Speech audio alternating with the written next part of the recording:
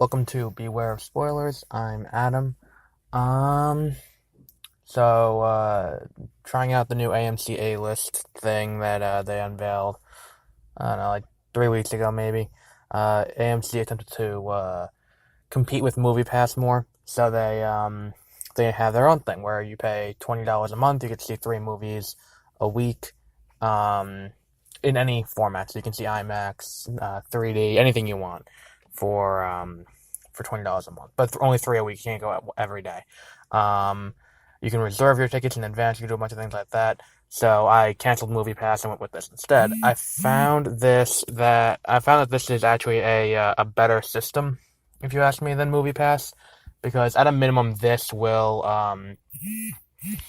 gives me more opportunities to go and see things, because I can reserve a ticket in advance. So I can it's easier for me to say, okay, I'm gonna go to the movies at this time, than it is for me to go, okay, let me see what's showing there. Hope we get there. Hope there are seats.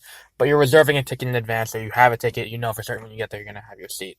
Um, so the first movie, the inaugural movie with the AMC A-List that I've seen is Ocean's 8, which came out a month and a half ago.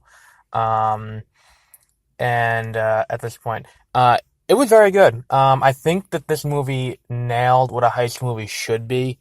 And heist movies are not about going in guns blazing, trying to just steal everything. Like you see a lot of movies like this. Like if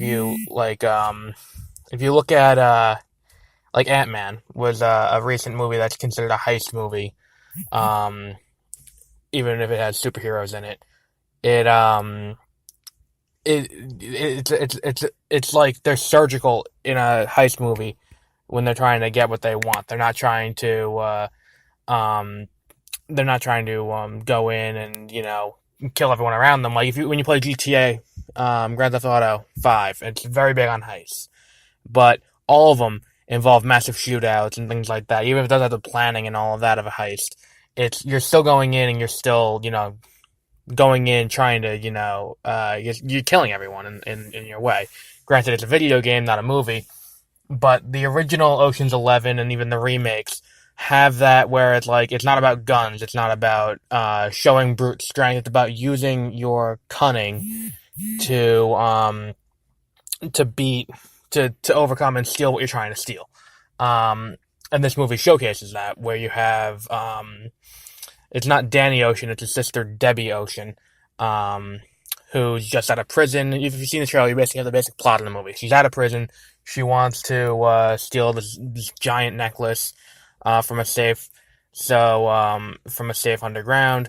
So she gets a bunch of people to help her steal the necklace, which they successfully do.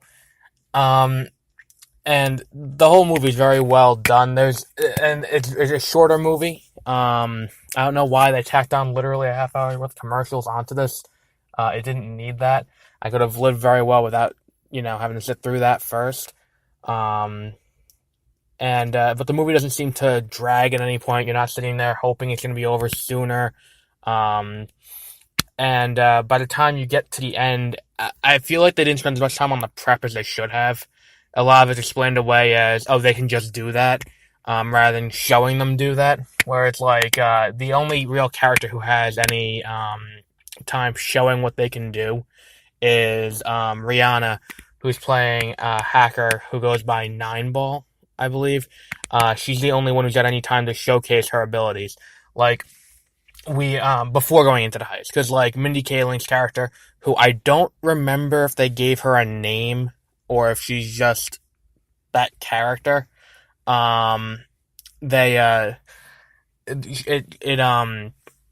She is shown very quickly looking at a diamond.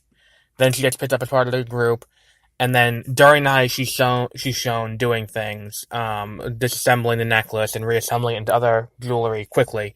But at no point are they really showing, like, what the general, like, what you can do before they get into the heist. And then it's like, they bring in Sarah Paulson, who's I think before they bring her in, she robs trucks and steals stuff off trucks, which They don't quite explain how that comes into things, but I guess it's just implied that she was the one who got she got the 3D printer to print the cubic zirconium. I think it's also implied that she was the one who got the food truck. And then they used her as a in with Vogue to get information of the gala that's going on.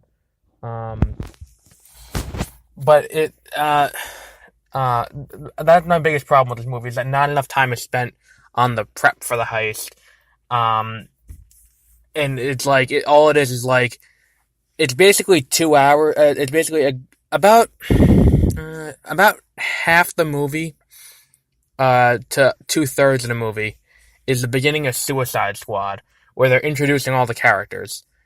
Then they explain the plan, then the plan happens. There's no real, they don't go any further than that, in terms of prepping for this massive heist for a $150 million necklace. Then they go and they steal it. And then what I like about this movie, as opposed to other movies like it, is they actually take the time to show the aftermath and them evading authorities, which is an important part of the heist, because it's not just you get away and then you're done. Because it's not they just drop it all together and they're just like, okay, well, they got it, end of story, we're done. No, they're going to continue looking for it and trying to find people who stole it to begin with. So like the after they steal it, and they get away with it, it goes back to the jeweler who's holding onto it, and he discovers that it's a fake. They replace it with a cubic zirconium edition of the same necklace, and they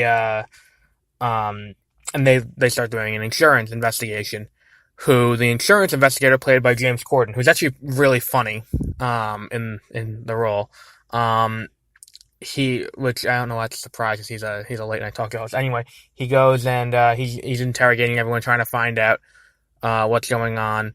And then they set up one of Debbie's exes, who got her in prison in the first place, to take the fall for the whole thing. And really, if there are other things that can learn from this movie, like the Fast and the Furious, when they do Fast 9, they can learn. That's more of a car movie anyway, but if you're gonna go in with the heist, you don't need to go around and kill everyone in the heist. There's no high score for body count or anything like that. Just go in, get what you need, and do it quietly. That's how you don't get caught. And that's one of the things that this movie really highlights and showcases, is that if you plan the whole thing out to a T, there's nothing that can't be solved without a lot of planning. At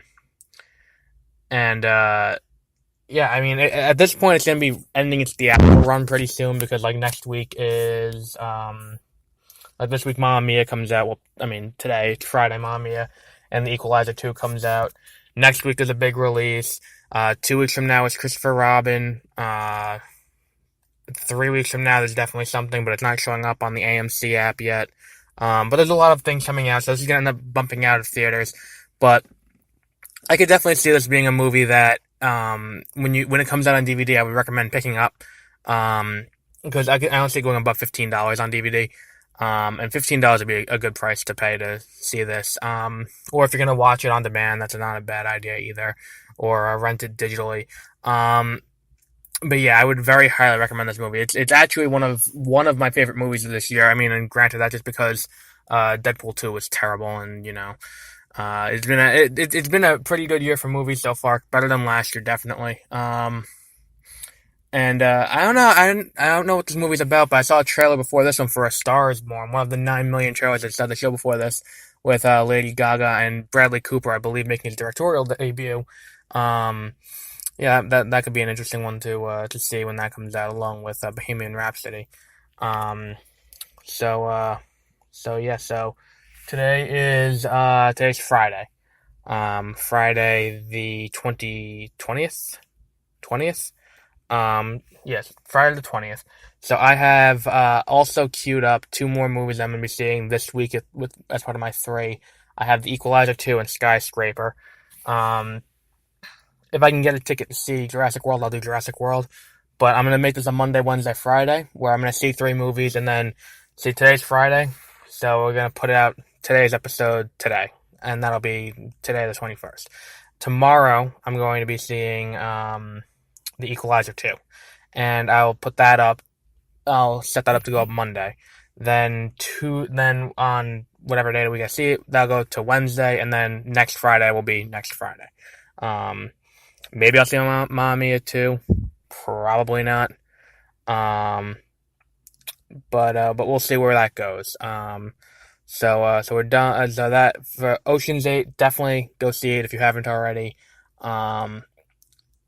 Definitely get it on DVD when it comes out. I would highly recommend that if you haven't seen it, and if you can't get it at a showing in a theater near you, because there are smaller theaters. Like one of my theaters only has 9 screens, one has 7. The one I go to usually has 17 or something like 18. 18 screens. So if you have a bigger theater still be playing, if it's a smaller theater, probably not. But definitely go see this movie if it's still in theaters. So that way they know, people like Warner Brothers know to make more movies like this and not more movies like Justice League. So on that, I will be back on Monday with The Equalizer 2.